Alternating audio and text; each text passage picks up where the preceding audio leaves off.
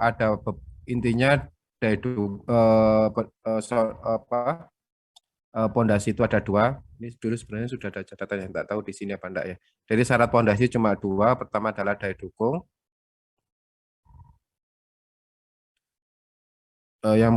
Yang kedua adalah penurunan. Cuma dua ini, ya. Tapi nanti kalau ada di apa istilahnya di abutmen, cuma nanti ada kontrolnya itu ada yang horizontal seperti ini.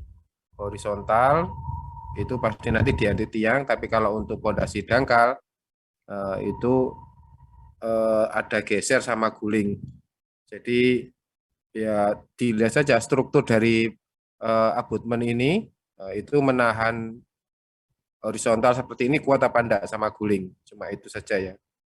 Itu kalau pondasi dangkal. Tapi kalau pondasi dalam nanti pasti gaya horizontalnya itu pasti masuk membebani tiangnya di sini. Jadi enggak masalah, tinggal nambah gaya horizontal saja. Toh untuk gedung juga pasti ada kalau ada gempanya.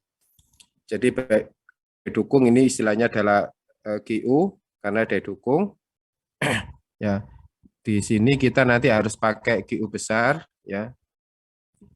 U-nya ini ultimate ya. Jadi jangan ultinya ultimate atau batas kemampuannya atau batas.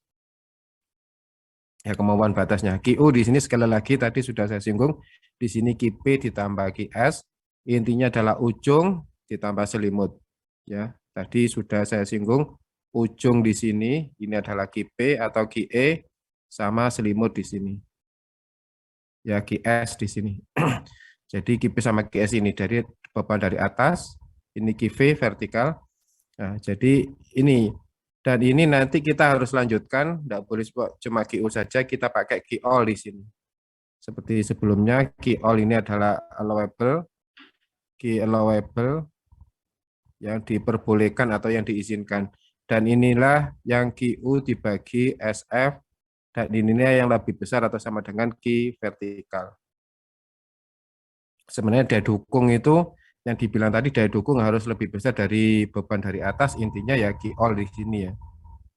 Walaupun notasinya kalau daya dukung itu QU, tapi intinya di QOL di sini. Kalau penurunan di sini nanti ada S total. Ya, kenapa dibilang S total? Karena ada dua S. Ini seperti di sebelumnya ada SE atau di literatur juga ada SI. Ya, ditambah SC. Ya, tambah SC. SC ini sebenarnya ada dua, primer sama sekunder, tapi kita pakai primer saja karena yang sekunder itu tidak membongkari gedung, dan ini harus lebih kecil dari S izin peraturannya, S izin peraturan. Ini lihat di buku SNI Geoteknik ini sekitar 15 ya.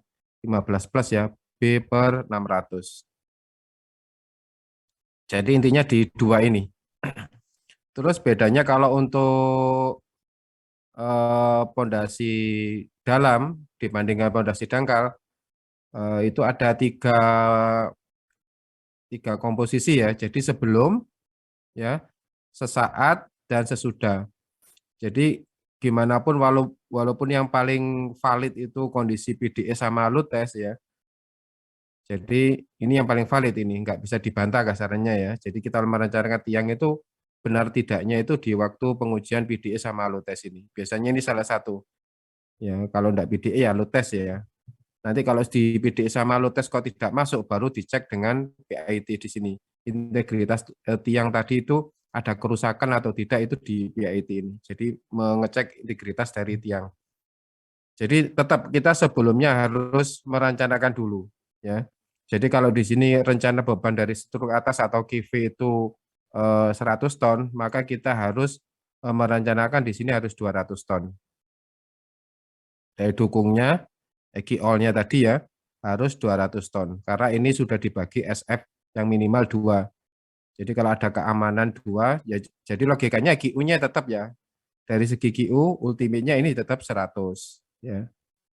Tapi karena kita pakai QOL, ya di mana QU dibagi angka keamanan, jadi kita sebenarnya merencanakan 2 kali beban rencana. Karena SF-nya memang 2. Jadi walaupun bebannya di 100, kita rencanakan yang diizinkan itu 200 ton.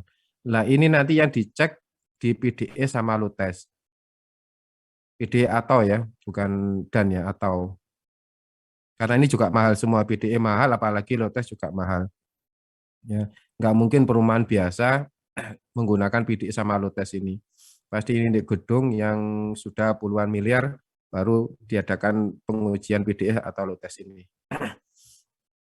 Kalau sudah kita rencanakan di sini 200 ton, nanti kita juga bisa ngecek waktu sesaat di sini. Yang kemarin ini calendering sudah ada contohnya ya, videonya ya. Jadi kita cek, benarkah misalnya yang di waktu sebelum ini, baik parameter CPT, SPT ini, misalnya kedalamannya 9 meter, sudah benar apa enggak, itu waktu mancang kita cek. Pada 9 meter kita cari calendaringnya, jumlah pukulan per sentinya nanti berapa, baru dimasukkan rumus dinamis, daya dukungnya apakah mendekati atau lebih besar dari 200 ton. Kalau sudah ya ini memang diteruskan ya. Kalau misalnya tidak, baru nanti ini di cross check.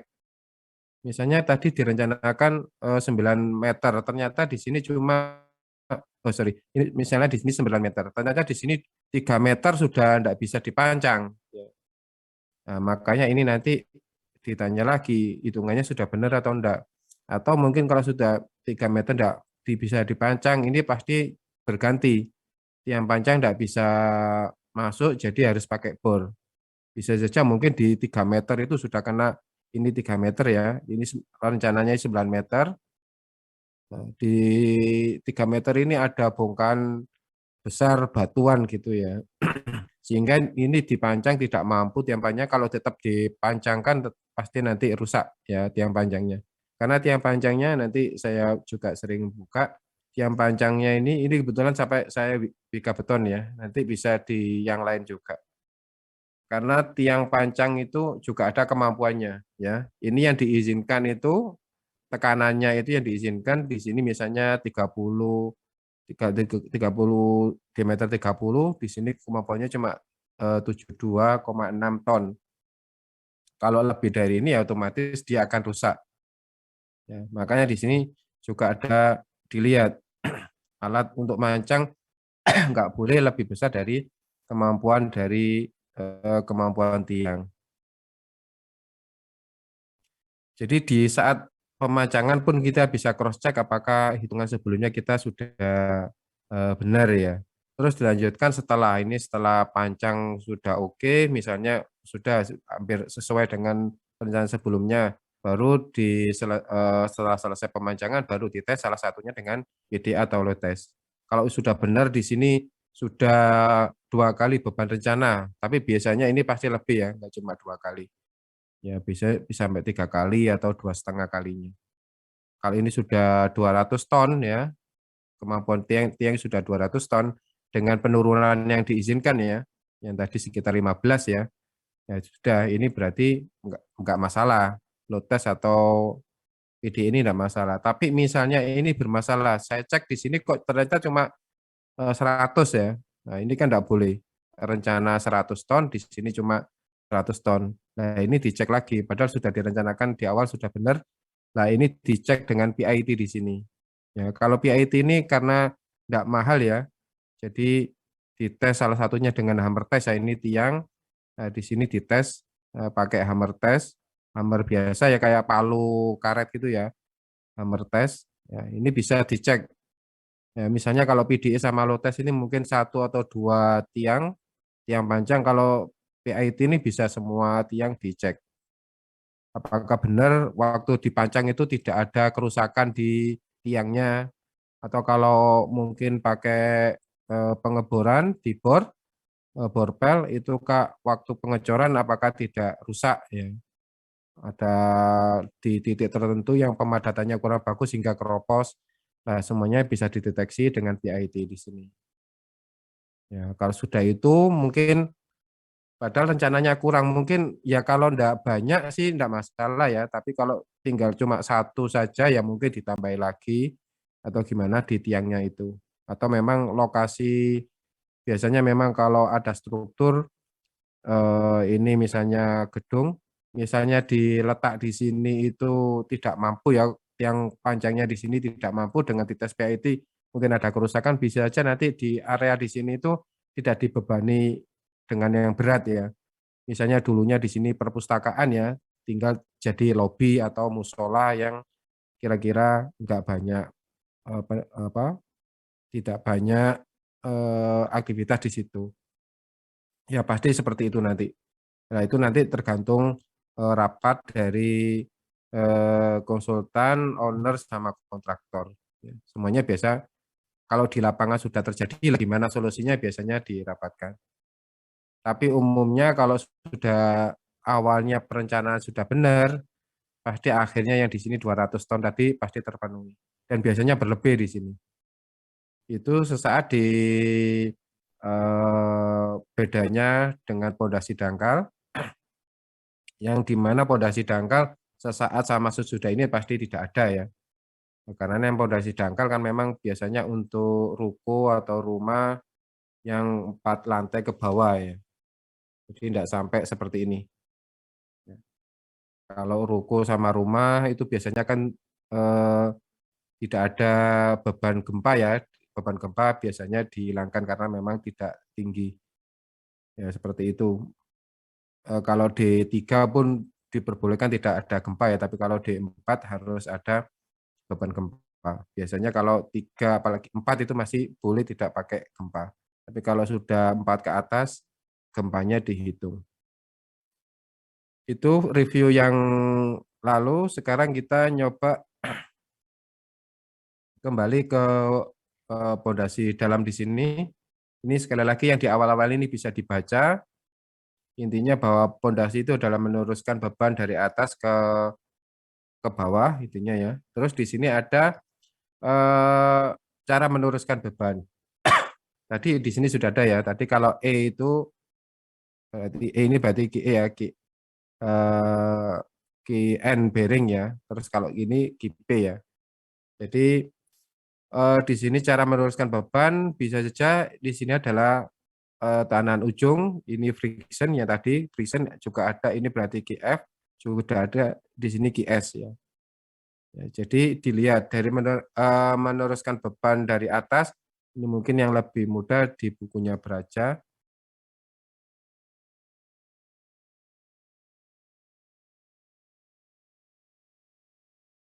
Ini sama saja ya, di buku juga sudah ada.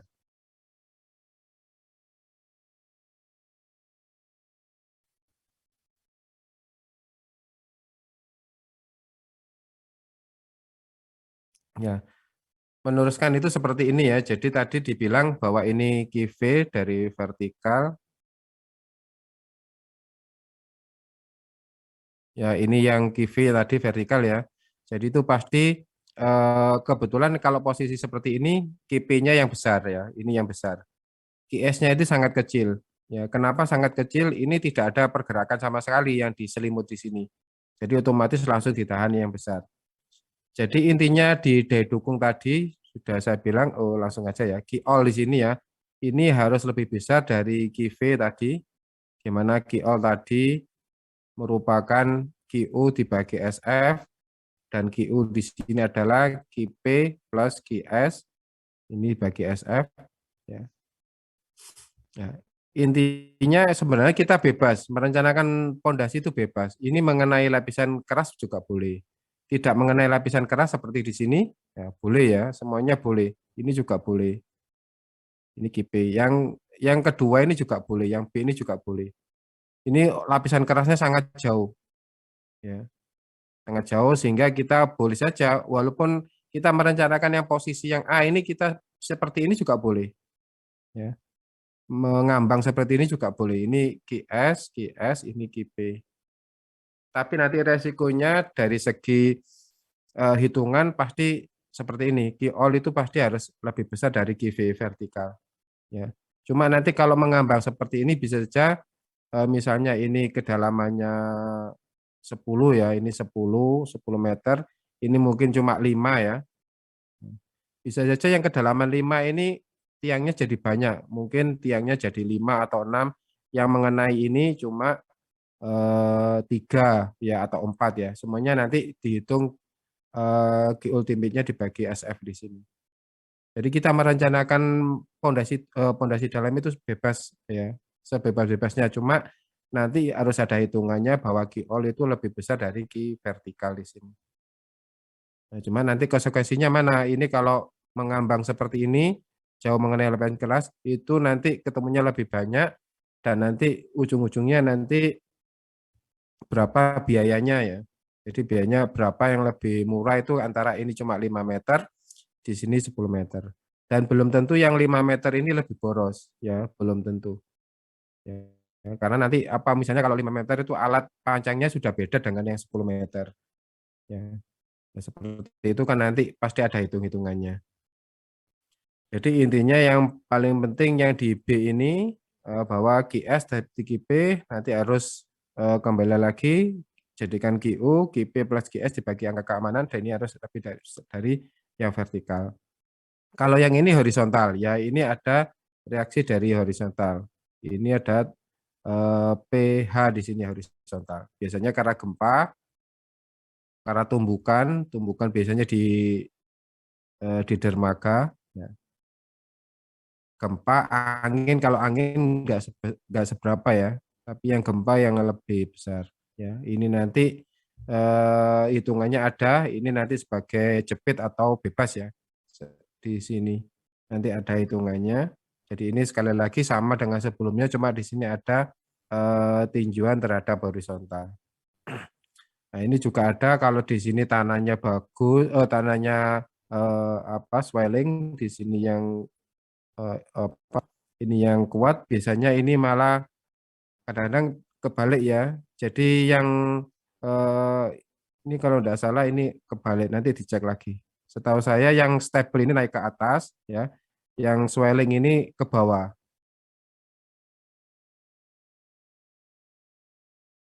Jadi yang ini yang ke bawah ya. Karena ini swelling kan eh, naik turun ya. Jadi sehingga bisa saja naik, bisa saja turun. Waktu turun itu malah dia bergerak ke bawah. Ya namanya swelling ya.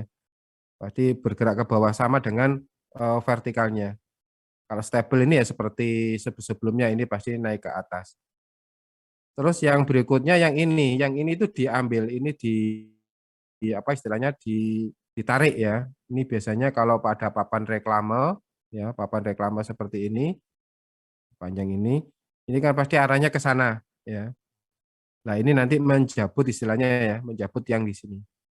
Makanya biasanya papan reklame itu kemungkinan besar itu dari segi daya dukungnya terpenuhi, cuma nanti dari segi tariknya terpenuhi atau enggak. Jadi kalau modelnya seperti ini seperti ditarik di atas, maka yang dominan itu cuma selimutnya saja. Ya, di sini KP-nya 0 ya, sangat kecil sekali. Malah diabaikan ya, karena enggak ada fungsinya di sini KP. Ya, karena ini ditarik ke atas sehingga selimutnya ini yang menghadang atau melawan. Ya. Mungkin yang di sini erosi ya. Biasanya kalau ini pakai pondasi dangkal ya, ini pasti sudah rusak ini ya. Karena erosi pasti sudah rusak. Karena di sini ada tiang ya, sehingga nanti di sini yang tergerus tiangnya masih bisa. Nanti kalau sudah terlihat seperti ini bisa saja nanti diuruk lagi tanahnya seperti ini, ya, sehingga strukturnya tidak rusak. Di sini ada kolom misalnya tidak rusak. Ini salah satu fungsi dari tiang pancang ya. Jadi kembali ke sini, tadi sudah saya singgung, di sini ujungnya tadi, ini karena frictionnya. Nah, di sini juga ada istilahnya perpindah dari segi volume. Ya, ini nanti hubungannya dengan apa pelaksanaan ya. Di sini disebutkan tiang terjadi perpindahan besar ya. Karena di sini ujungnya adalah tertutup ya. Baik nanti beton, kayu, beton pertegang, baja, bulat yang tertutup ya, sehingga terjadi perpindahan besar ya. Logikanya memang karena ujungnya tertutup ya, karena ujungnya tertutup dipancang, dipancang ya otomatis ini kan mendorong apa? Mendorong tanah-tanah yang di sini sehingga terjadi perpindahan besar. Ya, wajar ini biasanya kalau posisinya seperti ini. Nah, ini kan ujungnya biasanya kan pasti tertutup di sini ya. Ya memang ada yang terbuka ya, nanti terbuka nanti yang berikutnya, ini yang berikutnya kalau terbuka di sini. Kalau perpindahan kecil di sini, ya, kalau ujungnya terbuka, biasanya ini memang sengaja dibuka eh, untuk tiangnya ini biasanya dari baja. Dari baja setelah dicor di sini ada dua alternatif, casingnya baja di sini diambil atau tidak. Ya itu tergantung perencanaan. Ada yang diambil, ada yang tidak. Biasanya kalau diambil awal ngecor di sini nanti sambil ditarik, ngecor sambil ditarik ya. Jadi kalau setelah sudah baru nanti diambil. Ini yang disebutkan di sini ujungnya terbuka. Di sini perpindahannya relatif kecil ya. Relatif kecil dibandingkan yang tadi yang di sini memang sengaja tumpul. Berikutnya yang tidak ada perpindahan ya. Di sini biasanya dibor ya, yang panjangnya dibor. Borpel ya. Jadi kalau dibor ya memang tidak ada volume yang di sini yang terdesak atau apa ya karena memang diambil ya. Memang diambil di sini memang sengaja dibor di sini. Jadi tidak merusak di sini kecuali di sini nanti terjadi lapisan yang pasir yang nggak keras ya, biasanya nanti ada seperti rontok ya. Tapi nanti dikasih bentonat istilahnya ya, seperti semen nanti bisa eh, diperbaiki di sini. Yang mungkin yang keempat di sini pakai hidrolis ya. Hidrolis dengan ditekan. Ini hampir sama dengan tanpa perpindahan, di sini cuma ditekan. Alatnya biasanya HSPD di sini, hidrolik ini apa ya? Di sini pel driving ya. Jadi memang mungkin bisa lihat di videonya YouTube ya. Alatnya sebenarnya sama dengan tiang panjang, cuma di sini prosesnya ditekan, tidak menggunakan pemukulan. Ya. Sini jenis bahannya kayu, beton. Di sini juga ada yang pracetak, di sini pratekan, di sini cor di tempat. Ini ada baja komposit, ini tambahan karena ada baja sama tulangan nanti dicor ya. Ini metodenya dipukul, digetar. Sebenarnya yang ketiga, oh ini juga semprot air ya. Ini ada, ini yang paling murah disemprot air. Yang keempat mungkin pakai ditekan tadi ya, hidrolik ini, hidrolik dengan tekanan.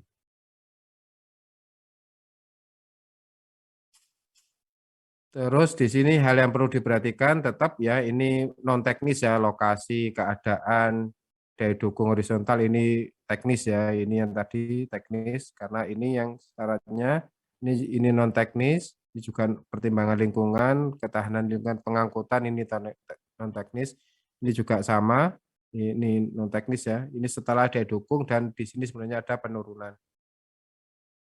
Jadi syaratnya tetap dua. Yang lain ini tambahan ya, bukan yang prinsip. Tadi sudah di sini syarat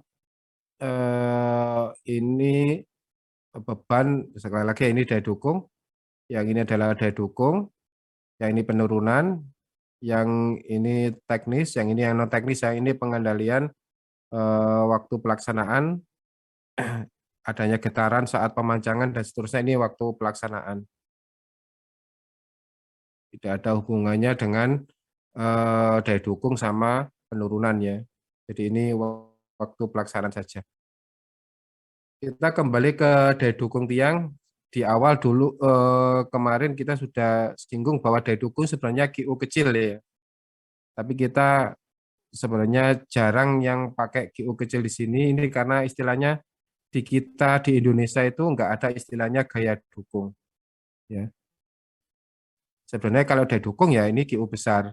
Ya. Cuma istilah gaya dukung ini nggak populer di Indonesia yang terkenal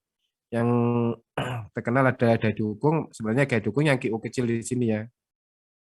Tapi kita di sini nanti kalau istilahnya gaya dukung nanti QU besar di sini. Di sini dari syaratnya bisa dilihat syarat dari bahan dulu ya. Ini sebelum kita ke hitungan parameter bisa dilihat. Di sini kebetulan pakai tegangan. Bahwa sama ya, bahwa tegangan itu rumusnya gaya dibagi dengan luasan. Ini juga bisa dibalik, kalau gaya itu dari mana? Dari tegangan saya kalikan A. Ya. Di sini ada tegangan izin dari tiang ya. Di sini ada tegangan izin dari tiang. Sekali lagi tergantung brosurnya dia pakai tegangan atau pakai gaya. Ya kalau pakai gaya berarti sini gaya izin dari gaya izin tiang dari tekanan dikalikan dengan A di sini ya. Kasarannya di sini kan sama dengan yang di lapangan di sini. Gaya yang di lapangan itu harus eh, lebih kecil atau sama dengan gaya beban yang di tiang ya. Ini tiangnya yang pabrik ya, tiang dari pabrik. Jadi gaya izin ya, kalau di sini tegangan izin berarti di sini gaya izin. Gaya izin dari tiang pabrik itu harus ini berarti lebih besar ya. Ini berarti lebih besar dari gaya yang terjadi. Berarti harus lebih besar atau sama dengan gaya yang terjadi di lapangan. Ini fungsinya apa? Seperti tadi di brosur ini. Bisa dilihat di brosur ini bahwa untuk ini adalah kemampuan dari tiang ya. Kebetulan di sini sekali lagi pakai P. Yang tadi sudah saya bilang P absen, bukan pakai tegangan izin ya. Makanya ini harus P di sini.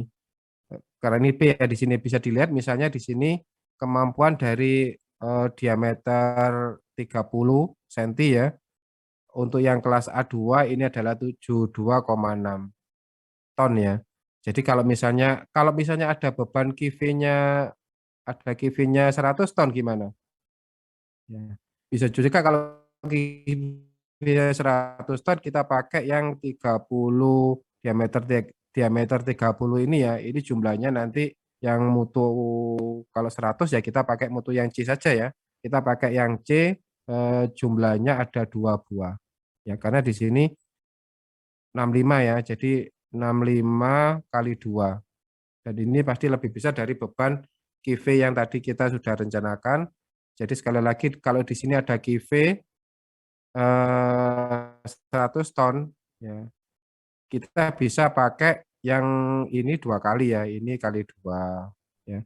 Kalau yang pakai yang ukuran 40, ya ini kali 1. Ya. Jadi di sini cuma satu tiang, ya. Nanti di subbab sebelum penurunan nanti pondasi itu tidak mungkin cuma satu ya. Jadi pondasinya itu nanti tiangnya bisa lebih dari satu ya. Jadi kalau seperti ini, kalau misalnya tadi KV-nya 100 ton, maka untuk satu tiang, ya satu tiang, maka mutunya harus berapa? Logikanya kalau ini pas di tengah-tengah di sini ya, maka di sini mutunya minimal itu 100 saya bagi dengan 6. Ya ini sekitar berapa di sini? Sekitar 16 ya, mungkin 16 atau berapa ya. Kalau 16 kita ya bebas ya, pilih yang lebih murah saja ya. Di sini bisa pakai yang kelas C ini yang murah ya. Karena kita sudah 100 di sini. Tapi sekali lagi hitungnya 100 ton ini kita hitungannya banyak ya, selain daya dukung juga penurunan. Tapi intinya kita tahu nanti mutu di sini itu cuma satu tiang. Ya. Kalau bebannya lebih dari ini ya bisa saja dikalikan supaya nanti melebihi dari KV-nya. Ya. Intinya seperti itu. Nanti ada di bab distribusi tiang. Distribusi tiang. Belum saya eh, jelaskan sekarang ya, nanti di bab distribusi tiang kita akan tahu berapa kita harus minimal tiang di sini itu kita mutunya tiang di sini harus kita beli istilahnya ya. Ini kalau posisinya pas di tengah, tapi nanti kalau posisinya itu enggak pas di tengah, misalnya posisinya itu di tepi sini ya, tapi kita nanti mengusahakan kalau bisa dekat-dekat sini ya, tapi nanti memang ada eksentrisitas. Kalau misalnya posisinya di dekat sini, maka tiangnya dekat beban di sini, misalnya ini bebannya enggak lurus ya, seperti ini ya. Nah, maka di sini, nah ini ada tiang lagi misalnya. Nah, otomatis kalau tidak sentris, biasanya yang dekat beban itulah yang besar ya. Yang awalnya di sini misalnya 16, bisa saja posisi di sini itu bisa kena 25 ton sendiri. Makanya ini nanti di bab distribusi tiang akan dijelaskan lebih detail. Tapi intinya sekali lagi yang ditekankan di subbab tadi, intinya bahwa tiang itu harus lebih besar dari beban yang di atas, kemampuan tiangnya. Ya, ini dari segi tiang ya, belum dihitungan parameter. Bisa dilihat di sini tadi, kebetulan ini pakai tegangan, jadi kita tidak pakai ini ya, kita pakai P yang di sini. Kita pakai gaya izin di sini. Jadi gaya izin dari tiang itu harus lebih besar dari gaya yang terjadi. Dan ini sekali lagi nanti istilahnya ada kelompok tiang. Kalau sudah bab ini jangan pikir satu tiang ya. Kalau sudah ada beban dari atas di sini nanti harus ingat di kelompok tiang ini. Kita kembali ke daya dukung. Di sini tadi sudah dibilang yang secara statis ini adalah salah satunya adalah parameter. Parameter nanti juga ada yang CPT, ada juga yang SPT. Ya. Kenapa di sini disebut statis? Karena memang datanya tidak berubah-ubah, tidak dari hasil yang berubah-ubah bandingkan dengan yang tadi, yang untuk dinamis di sini, ini memang sengaja yang di kalendering ya, ini dari beban yang berubah-ubah.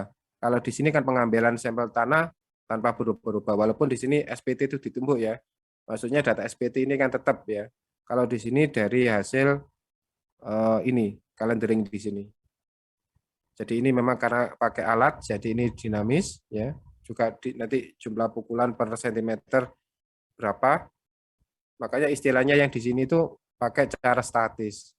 Istilahnya statis. Kalau ini yang dinamis, kalau yang ini ya pengujian setelahnya ya, ini pakai PDE, load test maupun PID. Kita kembali ke teorinya. Kalau pakai parameter sekali lagi C sama P di sini. Ya, kita sudah tidak perhitungkan C sama P ini ngambilnya dari pengujian apa? Kita dulu tahu di sini pakai Direxer, pakai unconfined atau triaxial. Ya. Kalau tanahnya itu sudah jelas pakai pasir, biasanya cuma diuji Direxer sama triaxial. Ya, ini kalau pasir. Kalau tanahnya sudah jelas lempung, pengujiannya ya unconfined sama triaxial. Ya ini kalau lempung. Terus kenapa waktu kita kuliah kok dicek tiga-tiganya? Itu karena memang kita belajar ya, biar tahu Direxer, unconfined, triaxial. Tapi kalau nanti di lapangan, kalau tanahnya sudah jenis pasir, ya pasti cuma Direxer sama triaxial. Dan kalau tidak mau peduli misalnya ya pakai saja triaxial sudah cukup ya, tanpa Direxer sama unconfined. Ya. Cuma nanti kalau dipilih dua ini biasanya untuk perbandingan dari triaxial nilainya sekian, Direxer sekian, biasanya ada perbandingannya. Tapi kalau cuma satu ya tidak bisa perbandingan. Ya itu intinya mencari C sama B. Mungkin sebentar dulu ada hasil yang ini ya salah satunya ya salah satunya ini dulu juga sering saya tampilkan untuk borlog dari SPT ya. Tadi kok tahu tanahnya itu lempung atau pasir gimana ya? Dilihat saja di soil distribusi di sini ya. Bahwa di sini kelihatan kalau sil ini tanah itu kan ada dua cumaan ya. Di mekanika tanah itu atau di geoteknik itu cuma dua-dua. Di sini adalah pasir sama lempung. Kalau di antara ini apa? Ini adalah lano. Ya, lana atau sil ya. Ya. Jadi kalau lana itu ya tergantung posisi yang paling banyak di mana. Kalau disebutkan pasir kelempungan ya berarti pasir yang dominan. Kalau lempung kepasiran ya lempung yang dominan. Jadi tadi makanya kita dari SPT dari Borlog sama SPT pun kita tahu tanahnya jenis apa. Ya, tanpa susah-susah kita melihatnya ya. Jadi nah kalau misalnya di sini eh, sil ini sekali lagi Lano, di sini ada clay, ya otomatis di sini tanahnya adalah, di sini adalah tanahnya lempung. Ya karena setelah sil clay di sini. Sama di sini, lah ini beda lagi ya. Yang di kedalaman 7 ini sudah beda lagi. Di sini sil dan sand ya. Karena sil tadi antara lempung sama pasir, di sini birukonya adalah sand, maka tanah ini pasti sand ya.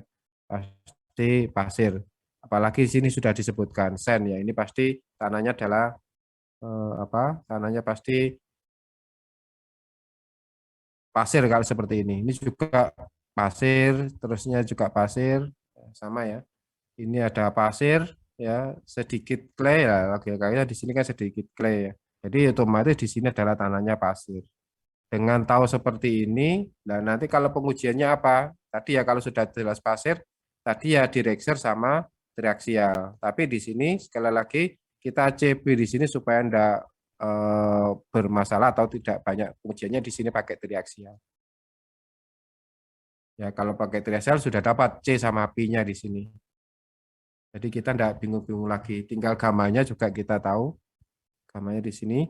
Nanti yang ini penurunan pakai ini CC sama 0. Jadi ini untuk penurunan untuk S ya, SC ya, SC.